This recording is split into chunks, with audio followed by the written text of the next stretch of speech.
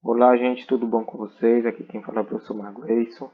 Hoje a gente vai dar continuidade às nossas aulas de história. Vamos falar um pouco sobre a questão da Grécia Antiga, um dos mais importantes povos aí do período da Idade Antiga, que se desenvolveram, tiveram grande desenvolvimento, grande destaque, com importante legado cultural que deixaram aí para a posteridade, inclusive os dias atuais.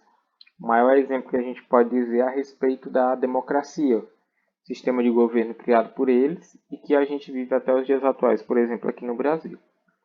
Então, a Grécia Antiga, o território grego, basicamente, ele é um território formado por muitas ilhas.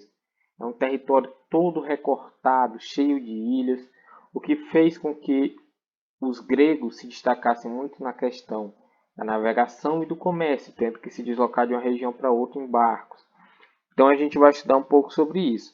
O território deles também era muito montanhoso, então não tinha quase nada a questão de conseguir plantar em apenas algumas regiões. Isso fez com que eles buscassem cada vez mais buscar outras regiões. Os gregos da Grécia Antiga, eles nunca se reconheceram como um país em si, mas sim várias cidades que se reconheciam como um povo, com semelhanças, como a questão parte da cultura, parte da língua, mas não um povo em si, um país unificado em si. Eram cidades independentes, cidades cada um com seu governo, suas leis independentes. Quando a gente vai estudar a história da Grécia Antiga, geralmente a gente agrupa a história dela em períodos. O período pré-homérico ou micênico é o período basicamente em que vai se desenvolver, vão chegar os primeiros habitantes da região. Nessa questão do período pré-homérico vai se destacar a civilização micênica, que foi uma civilização que desenvolveu em uma das ilhas mais importantes lá da Grécia, que é a ilha de Creta. O segundo período é o período homérico. Esse período ele é caracterizado pelo início da formação das primeiras comunidades. Os povos vão começar a se organizar, primeiro organizando-se em questão familiar, depois vão surgir as cidades, que são as polis, que a gente vai falar aqui um pouco mais à frente. Mas o que se conhece basicamente desse período foi o que foi deixado escrito pelo escritor Homero em duas obras, que é a Ilíada e a Odisseia. Esses livros, um retrata a Guerra de Troia, que é a Ilíada, a guerra dos gregos, das cidades que vão se unir para lutar contra a cidade de Troia, que era uma cidade importante, totalmente fortificada, difícil de ser combatida, e aí os gregos vão ter que se unir para conseguir derrotar. Segundo o relato lá desse livro, eles conseguiram, depois de muitas batalhas que eles acabavam perdendo, eles conseguiram de certa forma enganar os troianos, oferecendo um cavalo de madeira gigante para o deus que os troianos acreditavam. Os troianos recolhem esse cavalo de madeira e os soldados estavam escondidos dentro e acabam tomando a cidade. E o segundo livro, a Odisseia, conta a história da volta do herói grego Ulisses para casa. Então ele vai voltar para casa. Então no início, basicamente a gente tem essa questão dos primeiros povos em sociedade. Melhor dizendo, em grupamentos familiares. Aí vão surgir as chamadas cidades-estados ou chamadas de polis, que eram as cidades gregas.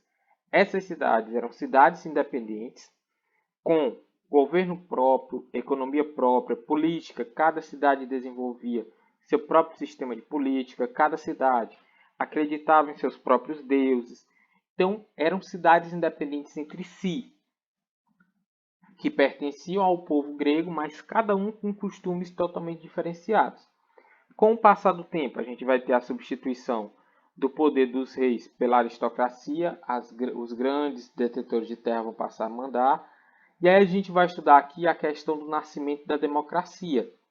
Na Grécia Antiga é que vai surgir um dos mais importantes sistemas políticos, por exemplo, da atualidade, que é o que é seguido na maior parte dos países. Vai surgir na cidade de Atenas. Vai surgir em Atenas o sistema político conhecido como democracia. A vontade do povo é que iria prevalecer. Só que a democracia em Atenas era um pouco diferente do que a gente tem hoje. Como é que funcionava? Os cidadãos da cidade de Atenas, apenas aqueles que eram considerados cidadãos, eles iam para uma praça pública e lá eles iriam tomar as decisões mais importantes que a cidade é, iria estabelecer. Então, por exemplo, vai para a guerra. Quem quer ir para a guerra levanta a mão. A maioria, como era uma cidade pequena, eles contavam quem levantava a mão, a maioria ia ganhar.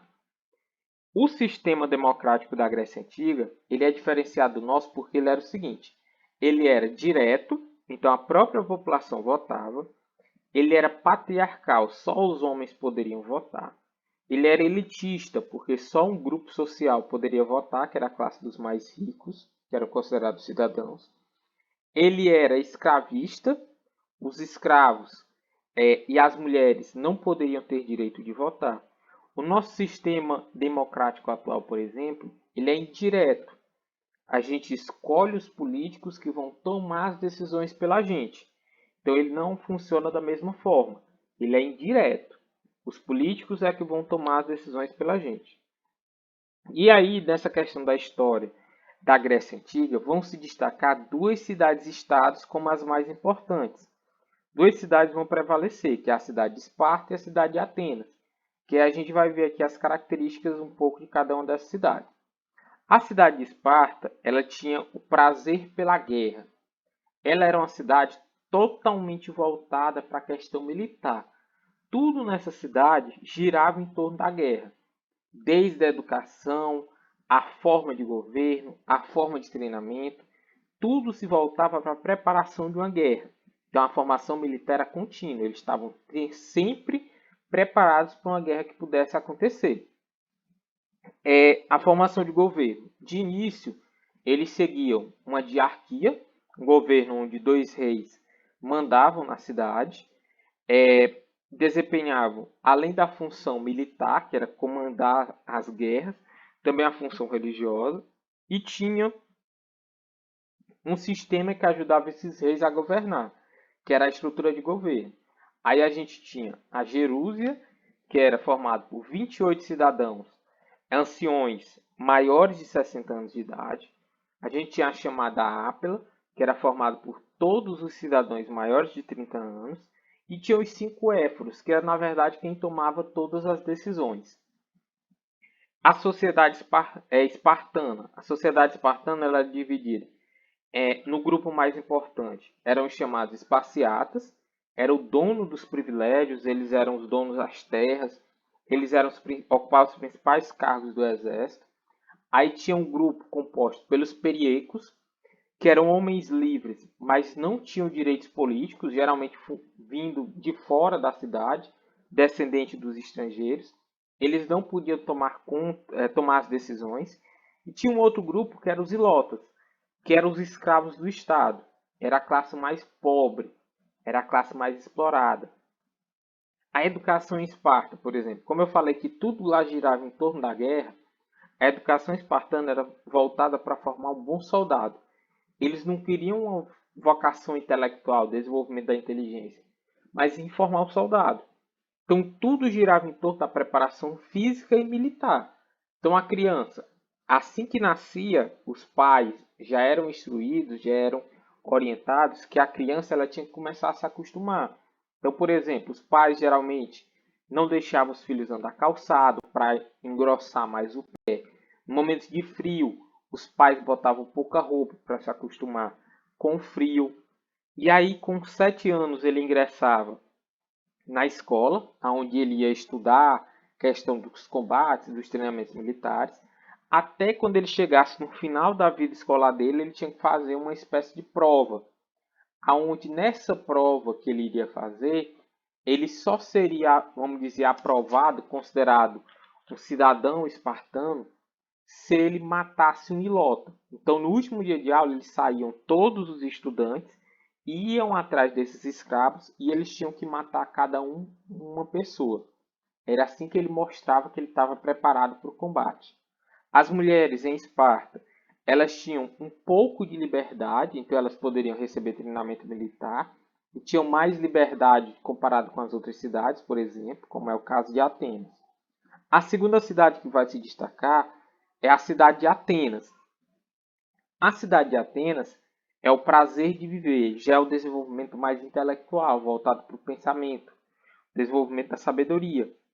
Então a sociedade ateniense, por exemplo, a sociedade ateniense ela era dividida em eupátridas, que eram os grandes proprietários de terra.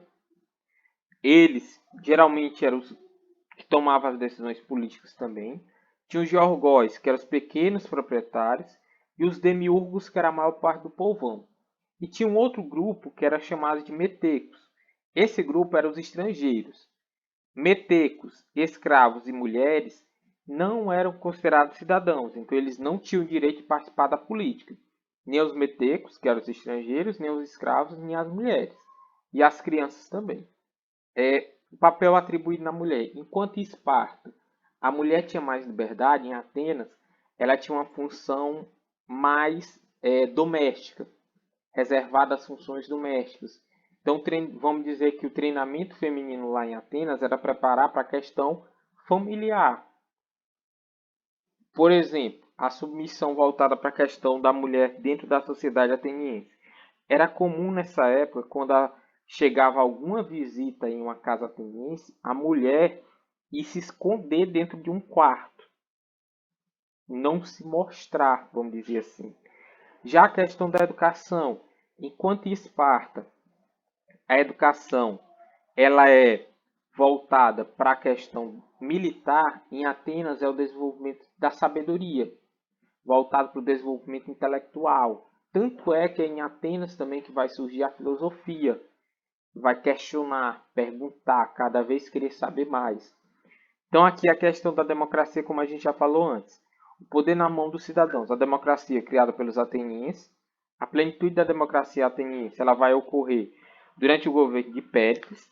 Os princípios da democracia deles é a isonomia, igualdade perante a lei, isegoria, direito de falar nas assembleias, você teria o direito de participar das assembleias, isocracia, direito de participação no poder. Como a gente já falou antes, a questão da democracia deles com a nossa não precisa repetir. Essa questão dos gregos, com o passar do tempo, parte das cidades gregas elas vão começar um processo de expansão territorial, principalmente em busca de mais terras para a produção de alimentos e para a questão da terra, já que boa parte das terras ficava concentrada nas mãos de poucos. Só que essa expansão territorial acabou levando a uns conflitos, como é o caso da guerra que vai ser travada contra os persas, gregos contra persas, que é a chamada guerra greco-pérsicas ou guerras médicas, que Medos era como eram chamados os persas. Durante essas batalhas, os gregos eles tiveram que se unir para derrotar os persas. É durante esse conflito, por exemplo, que para quem já assistiu o filme lá 300, é retratado durante essa guerra aqui. O grupo de espartanos vai combater o exército gigantesco dos persas, que era um dos maiores do mundo antigo. Mas eles tiveram que acabar se unindo para combater. Durante essa batalha, por exemplo, a gente vai ter um fato importante que é a chamada Batalha de Maratona, que para avisar que a batalha estava acontecendo, um soldado ele correu para avisar na outra cidade mais de 40 quilômetros. Ao chegar, ele deu a notícia e acabou morrendo. Em homenagem a ele, existe a maratona, por exemplo, nas Olimpíadas. Nessa briga contra os persas, as cidades vão se unir, mas quem vai exercer o papel de maior liderança vai ser Atenas. Atenas vai exercer esse papel de liderança e vai criar a chamada Liga dos Delos, onde cada grupo deveria mandar soldados, armas, barcos, dinheiro para proteger os gregos após essa guerra. Só que muitas vezes a cidade de Atenas pegava esse dinheiro e fazia coisas como festa, templos lá para ele e acabou gerando insatisfação de outras cidades, que foi o caso da cidade de Esparta. Esparta vai criar uma outra liga, que é a chamada Liga do Peloponeso, que é formada pelas cidades que estavam insatisfeitas contra a cidade de Atenas. E aí, essas duas ligas vão acabar entrando em conflito, que é a chamada Guerra do Peloponeso, que é a guerra de gregos contra gregos. Nessa guerra, os espartanos vão sair vitoriosos, só que na verdade, como estava lutando a própria população da Grécia, gregos contra gregos, essa guerra serviu foi para enfraquecer eles.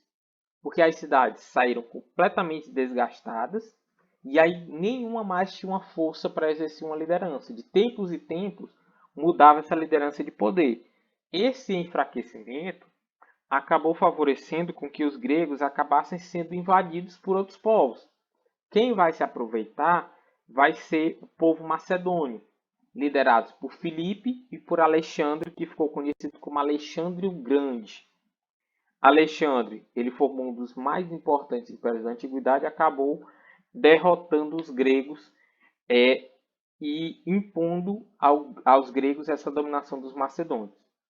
A questão do amor ao belo. Os gregos eles acabaram se destacando na questão cultural em algumas áreas. Por exemplo, os gregos eles desenvolveram a questão do grande desenvolvimento cultural e artístico, questão de obras artísticas como esculturas, pinturas, que foram deixadas pelos gregos. Na questão da religião, os gregos eles eram politeístas, eles acreditavam em vários deuses. Os deuses deles tinham semelhança física com os humanos. Muitas vezes poderiam descer à Terra para se misturar com esses humanos, inclusive ter filhos com os humanos. E existiam vários deuses. Zeus, que era o deus todo-poderoso, Hades, Atena, Afrodite, vários deuses que existiam e existiam também os semideuses que eram filhos desses deuses com os terráqueos. Na questão do teatro, os gregos eles foram responsáveis por desenvolver dois gêneros teatrais, que é a comédia e a tragédia, gêneros que persistem até os dias atuais. Na questão filosófica, os gregos desenvolveram a questão da filosofia. Os principais filósofos lá, os originais, vamos dizer assim, os primeiros, Sócrates, Platão, Aristóteles, são gregos, eles que vão desenvolver esse saber filosófico. A própria disciplina história que a gente está estudando aqui, ela foi desenvolvida lá na Grécia Antiga. Então eles fizeram e deixaram vários legados que acabam sendo aproveitados até os dias atuais. Então, gente, essa foi nossa aula de hoje. Espero que vocês tenham entendido. Qualquer dúvida que tenha ficado, é só entrar em contato que eu estou à disposição de vocês. A gente encerra por aqui. Tchau, tchau, fiquem bem e até mais para vocês.